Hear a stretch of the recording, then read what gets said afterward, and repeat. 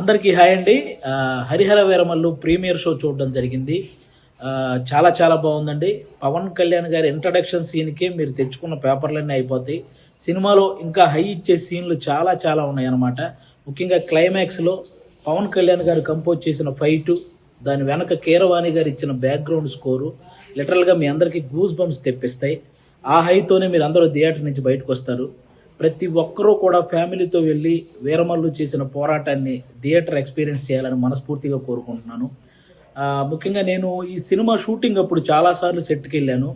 పవన్ కళ్యాణ్ గారు అభిమానులకు నచ్చే సినిమా తీయాలని ప్రతి సీన్ మీద కూడా చాలా కేర్ తీసుకొని చేశారు. ఒకసారి అభిమానుల కోసం ఒక హిట్ దేవుడు అని కోరుకుంటే గబ్బర్ సింగ్ వచ్చింది.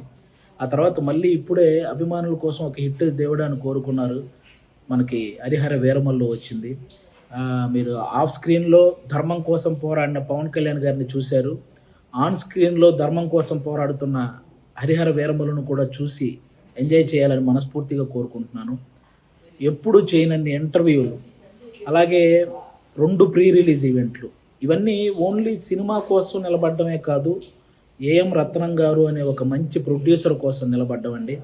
ఈరోజు పవన్ కళ్యాణ్ గారితో ఆయన పొలిటికల్ షెడ్యూల్ని దృష్టిలో పెట్టుకొని దానికి తగ్గట్టు సినిమా షెడ్యూల్ని వేసి అక్కడ పొలిటికల్ కెరీర్లో ఆయన ఒక మైల్ రాయి సాధించడానికి, అలాగే సినిమా కెరియర్లో ఇంకొక మైల్ రాయి సాధించడానికి తోడ్పడిన ఒక మంచి ప్రొడ్యూసర్ అండి ఏఎం రత్నం గారు. అందరూ ప్రతి ఒక్కరూ వెళ్ళి ఫ్యామిలీతో ఈ సినిమా చూడాలి. అలాగే ఆల్మోస్ట్ 30 సంవత్సరాల నుంచి పవన్ కళ్యాణ్ గారు సినిమాల ద్వారా మనల్ని ఎంటర్టైన్ చేశారు. ఇంకో 3 సినిమాల తర్వాత ఆయన మళ్ళీ కొన్ని సంవత్సరాలు సినిమాలు చేస్తాడో లేదో కూడా తెలియదు. ఆయన గుర్తు పెట్టుకునే విధంగా విజయాన్ని అందించాలని మనం మనస్ఫూర్తిగా కోరుకుంటున్నాను.